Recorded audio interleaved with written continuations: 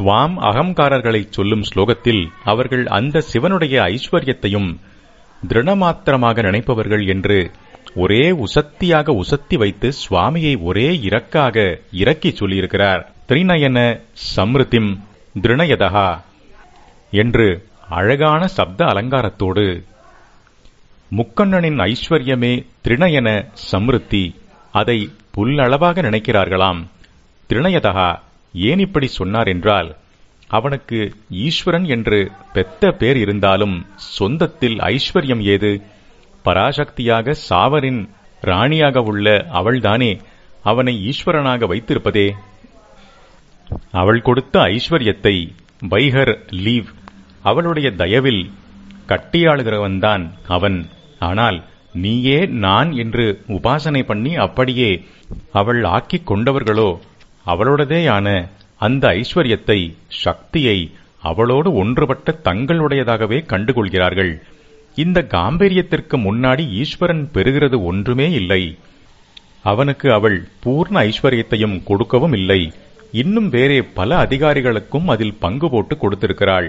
அவளோடு ஏகீபாவம் பெற்ற துவாம் அகங்காரர்களே அவளுடைய பூர்ண ஐஸ்வர்யத்தையும் தங்களுடையதாக அனுபவிப்பவர்கள். அதனால்தான் திரிநயன சம்ருத்திம் திரிணயதா என்கிறார். அத்வைதமான பக்தி உபாசனையை பெருமைப்படுத்துவதற்காக இப்படி உசத்தி சொன்னது. அப்படியே யதார்த்தம் என்று நினைத்துவிடக்கூடாது. அம்பாள் ஈஸ்வரன் வேறே வேறே இல்லவே இல்லை. அவளுடையதெல்லாம் அவருடையதுதான். அவளே அவருடைய ஐஸ்வர்யம்தான். ஐஸ்வர்யம் இந்து மௌலே என்று மூகர் பாடியிருக்கிறார். துவாம் அகம், நீ நான் என்று உபாசிக்கிறவர்களின் காம்பீரியத்தை சொன்னேன். ஆனால் நான் நீ என்று சொல்லாமல் நீ நான் என்று அவர்கள் சொல்வதிலேயே வினயமும் இருக்கிறது. மகா வாக்கியங்களில் ஒன்று நான் பிரம்மமாக இருக்கிறேன் என்கிறது. இன்னொன்று இந்த ஆத்மா, அதாவது ஜீவாத்மாவாக தெரிவது பிரம்மமே என்கிறது. இங்கே சொன்ன நீ நான், அதுவும் அந்த மகா வாக்கியங்களும் தாத்பரியத்தில் ஒன்றேதான் என்றாலும் சரியாக புரிந்து கொள்ள முடியாதவர்கள் அங்கே மகா வாக்கியங்களில் சொல்லமைப்பை மட்டும் பார்த்தால் பிரம்மம்தான் ஜீவனாக இருப்பது என்று புரிந்து கொள்ளாமல் ஜீவபாவத்தில் இருப்பவன்தான் பிரம்மம் என்று தன்னையே சொல்லிக் கொண்டிருக்கிறான் என்று தப்பர்த்தம் பண்ணிக்கொள்ள இடம் இருக்கிறது. குருமுகமாக வரும் மகா வாக்கியத்தில்தான் இந்த குளறுபடிக்கு இடமில்லாமல் அது பிரம்மம், நீயாக இருக்கிறாய் என்று தெளிவாக வருகிறது. இங்கேயும் துவாம் அகம் என்பதில் அதேபோல் நீதான் நானானது என்று துவனிக்கிறது. நீ இல்லாமல் நானென்று ஒன்றும் இல்லை என்ற வினயம் அதில் இருக்கிறது. வாசகத்திலேயே சத்தியம் ஸ்பஷ்டமாக தெரிவதோடு வினயமும் இருக்கிறது. அதே சமயத்தில் அம்பாளின் ஐஸ்வர்யத்தில் பூர்ண பாத்தியதை அனுபவிக்கிற காம்பீரியமும். அதை வைத்துத்தான் உபாசக லோகத்தை உற்சாகப்படுத்துவதற்காக ஆச்சாரியால் ஈஸ்வரனுடைய ஐஸ்வர்யமும் இவனுக்கு திருணமாத்திரம் என்று கூட்டிச் சொன்னது. ஏகீபாவம் பெற்ற ஜீவன் அம்பாளோடு எப்போதும் அபின்னமாயிருக்கும் சுவாமி இரண்டு பேருக்கும் அழிவே இல்லை என்பதுதான் மொத்தத்தில் விஷயம். அம்பாளுடைய கற்பு சிறப்பு. மற்ற எல்லோரும் அழிந்து போய்விடும் மகா சம்ஹார காலத்திலும் சுவாமி மட்டும் அம்பாளோடு விளையாடிக் கொண்டிருப்பதை அந்த ஸ்லோகத்தில் பேர் பேராக சொல்லி விவரிக்கிறார். அந்த மகா பிரளயத்தில் விரிஞ்சிகி பஞ்சத்வம் விரஜதி, பிரம்மா அழிவை அடைகிறார். ஹரிஹி ஆப்னோதி விரதிம், விஷ்ணு ஃபுல் ஸ்டாப் ஆகிவிடுகிறார். விநாசம் கீனோச்சோ பஜதி, எல்லாரையும் நாசமடையச் செய்கிறானே யமன், அவனும் நாசமடைகிறான். கீனாசன் என்பது யமனுடைய ஒரு பேர். தனதோ யாதி நிதனம், சொல்வதற்கு எவனை மிஞ்சி இல்லையோ அவனையும் அப்போது எத்தனை செல்வமும் காப்பாற்ற முடியாது, அவனும் முடிந்து போகிறான். யாதி நிதனம். தனதன் என்றால் குபேரன், நிதனம் என்றால் முடிவு. தனத நிதன விநாச கீனாச என்று அந்த மகா பிரளயத்திலும் அம்பாள் விளையாடுகிற மாதிரி ஆச்சாரியாள் வார்த்தைகளோடு விளையாடுகிறார்.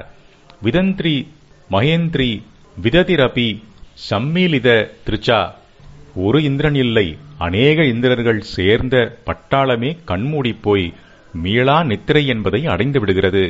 கண்மூடாத தேவர்களின் கண்மூடிப் போகிறது.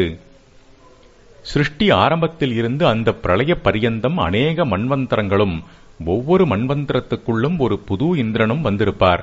ஆதலால் இந்திர பட்டாளம் மாகேந்திரி விததிகி என்று போட்டிருக்கிறார். இப்படிப்பட்ட சர்வ சம்ஹார காலத்திலும் மகா சம்ஹாரே அஸ்மின் அப்போதும் கூட விஹரதி சதி த்வத் பதி ரசௌ, உன்னுடைய பதி இருக்கிறானே அவன் மட்டும் உன்னோடு விளையாடிக் கொண்டிருக்கிறான். சதி என்று அம்பாளை கூப்பிட்டு சொல்கிறார். அர்த்த புஷ்டியோடு கூடத்தான் அந்த பெயரை சொல்லி கூப்பிடுகிறார். சதி என்றால் பிரம்ம பிரதிவிரதை.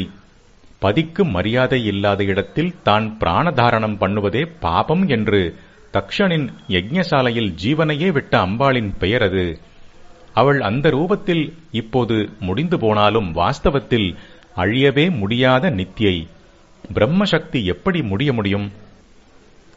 நித்யாயுள்ள அவள் சதியான பிரதிவிரதையாக இருக்கிறாள். ஆனபடியால் அவளுடைய பதியும் அழிவே இல்லாதவனாகத்தானே இருக்கணும். வேறே மாதிரி நடந்துவிட்டால் அது சதி கற்பரசி மகா பிரளயாக்னியில் தானும் விழுந்து சதி பண்ணி கொண்டு விடுவாள். ஆகையால் அந்த சதியின் நித்திய சௌமாங்கல்யத்தை முன்னிட்டேதான் அவளுடைய பதியும் அந்த பிரளயத்தில் கூட பிழைத்துப் போகிறார். இதே அபிப்பிராயத்தை தான் தாடங்க மகிமா என்னும்போது தெரிவித்திருக்கிறார். தவஜனதி தாடங்க மகிமா சூதாமப்யாஸ்வாத்ய பிரதிபய ஜராமிருத்யு ஹரிணீம் விபந்த்யந்தே விஸ்வே விதி சதமாகாத்யா திவிஷதா கராலம் யத் க்ஷேவேலம் கபலிதவதா காலகாலனா ந சம்போஸ் தன்மூலம் தவஜனனி தாடங்க மகிமா. ஜனனி தாயே, பிரதிபய மிகவும் பயங்கரமான ஜராமிருத்யு ஹரிணீம் மூப்பையும் சாவையும் இல்லாமற் செய்யும் சூதாம் அமுதத்தை ஆஸ்வாத்திய அபி அருந்தியும் கூட விதி சதமகாத்யா பிரம்மா இந்திரன் முதலான விஸ்வே திவிதிஷதா அனைத்து தேவர்களும் விபத்யந்தே மகா பிரளயத்தின் போது அழிவுறுகின்றனர். அப்போதும் கராலம் மிகக் கொடியதான க்ஷேவேலம் காலகூட விஷத்தை கபலிதவதா உண்டவரான சம்போ சிவபெருமானுக்கு மட்டும் காலகாலனா காலனுக்கு ஆட்படுவது என்பது ந யத் கிடைக்காதென்றால் தன் மூலம் அதற்கு காரணம் தவ உனது தாடங்க மகிமா தாடகத்தின் மகிமைதான். விஷத்தை அதிலும் மகா உக்கிரமான காலகூட விஷத்தை சாப்பிட்டவர் உடனே க்ளோஸ் ஆக வேண்டியதுதான். அமிர்தம் சாப்பிட்டவர்களோ என்றைக்கும் சாகாமல் இருப்பார்கள் என்று நாம் நினைத்துக் கொண்டிருக்கிறோம். ஆனால் இங்கே நடக்கிற கதையோ தலைகீழாக இருக்கிறது. சர்வ சம்ஹார காலத்தில் அமிர்தம் சாப்பிட்ட தேவர்கள் எல்லாரும் கூட அழிந்து போய் விடுகிறார்கள். காலகூடம் என்றும் ஹாலாஹலம் என்றும் சொல்லும் பயங்கர விஷத்தை சாப்பிட்ட பரமேஸ்வரன் ஒருத்தன் மாத்திரம் மிஞ்சி நிற்கிறான். ஈசனோடும் ஏனைய தேவரோடும் அம்பிகையின் மாறுபாடான லீலை. ஒரு வேடிக்கை என்னவென்றால், இங்கே அவன் மட்டும் தனித்து ஒரு பக்கம், மற்ற தேவர்கள் எல்லாம் சேர்ந்து ஒரு பக்கம் என்று இருக்கிற மாதிரியேதான் அம்பாள் சேவையிலும் இருக்கிறது. முகுந்த பிரம்ம இந்திரர் என்று சொன்னால் பாக்கி எல்லா தேவதைகளும் அதில் அடக்கம்தான். அப்படி எல்லா தேவதைகளும் அம்பாளின் சரணத்தில் தங்களுடைய கிரீடம் சூடிய சிரசு பட சேவிக்கிறார்கள். அப்போது ஈஸ்வரன் ஒருத்தன் மாத்திரம் சேவிக்காமல் தனி கட்சியாக இருக்கிறான். அந்த கிரீடக்கார பிரமுகர்களோடு சடையாண்டியான அவன் சேரவில்லை. சேவிக்கிறவர்களுக்கும் சேவிக்காதவனுக்கும் அவள் எப்படி பிரதி பண்ணுகிறாள் என்று பார்த்தால்தான் விசித்திரமாக இருக்கிறது. சேவித்தவர்கள் எல்லாம் பிரளயத்தில் அழிந்து போகிறார்கள். சேவிக்காதவன் மாத்திரம் அப்போதும் விளையாட்டு பார்த்து கொண்டு அவளோடேயே விளையாடுகிறான். சேவிக்கிறவர்களின் கிரீடங்களையெல்லாம் இடறிக்கொண்டு சேவிக்காதவனை சேவிப்பதற்காக அம்பாள் ஓடுகிறாள் என்று கூட ஒரு ஸ்லோகம் இருக்கிறது. தேவ சிரேஷ்டர்கள் எல்லாம் அவளுடைய சரணத்திலே தங்களுடைய கிரீடங்களை சாய்த்து நமஸ்காரம் பண்ணிக் கொண்டிருக்கிறார்களாம். அப்போது ஈஸ்வரன் எங்கேயோ போய்விட்டு திரும்பி வருகிறாராம். அவர் எங்கேயோ தூரத்தில் வருகிறதை பார்த்தவுடனேயே அம்பாளுக்கு பதிபக்தி பிரேமை இரண்டும் பொங்கிக் கொண்டு வருகிறதாம். அவரை எதிர்கொண்டு அழைக்கணும் என்று தன் ஆசனத்தை விட்டு எழுந்து ஓடுகிறாளாம். அப்போது அவளுடைய சேடிகள் பார்த்து போகும்படி அவளை எச்சரிப்பதாக ஸ்லோகம் பண்ணியிருக்கிறார். விஷயம் என்ன, சந்தர்ப்பம் என்ன என்று சொல்லாமல் சேடிகளுடைய எச்சரிக்கை வார்த்தைகளை மட்டுமே சொல்லி ஸ்லோகத்தை ஆரம்பித்து பெரிய டிராமா எஃபெக்ட் கொடுத்து விடுகிறார். கிரீடம் வைரிஞ்சம் பரிஹரா, பிரம்மாவோட கிரீடத்திலே இருந்து விலகி போங்கோ. இது அம்பிகையின் காலடியில் பணியும் பிரம்மாவின் கிரீடத்தில் அவளை தடுக்கிக் கொள்ளாமல் இருப்பதற்காக அவளது சேடியர் செய்யும் எச்சரிக்கை. வைரிஞ்சம் என்றால் விருஞ்சியான பிரம்மாவுடைய பிரம்மாவுடைய பல பேர்களில் விரிஞ்சி என்கிறதைத்தான் ஆச்சாரியால் நிறைய யூஸ் பண்ணியிருக்கிறார்.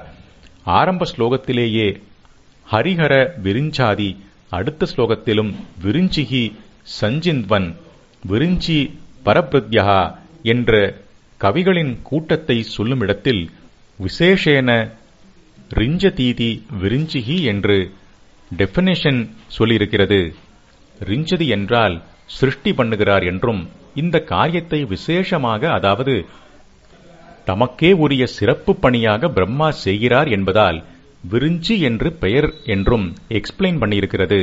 விசேஷம் பெயரிலேயே இருப்பதால் ஆச்சாரியாலும் அதற்கு விசேஷம் கொடுத்திருக்கிறார் போல் இருக்கிறது. விரிஞ்சியின் கிரீடத்தை விட்டு விலகி நடங்கோமா, அப்புறம் கைடபபிதா கடோரே கோட்டீரே ஸ்கலசி, கைடபாசுரனை பிளந்து தள்ளினவர் இருக்கிறாரே, அதுதான் விஷ்ணு.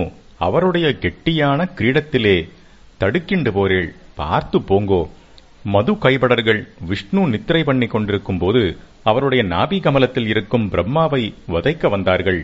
அப்போது அவர் தூங்குகிற தகப்பனாரை தானாக எழுப்ப முடியாது என்பதால் அவரை அப்படி யோக நித்திரையில் தள்ளி, அந்த யோக நித்திரையாகவே இருக்கும் அம்பாளை வேண்டிக் கொண்டு அவள் அனுகிரகத்தால் தான் அவரை எழுந்திருக்க பண்ண வேண்டும் என்று நினைத்து அவளை ஸ்தோத்திரம் பண்ணினார்.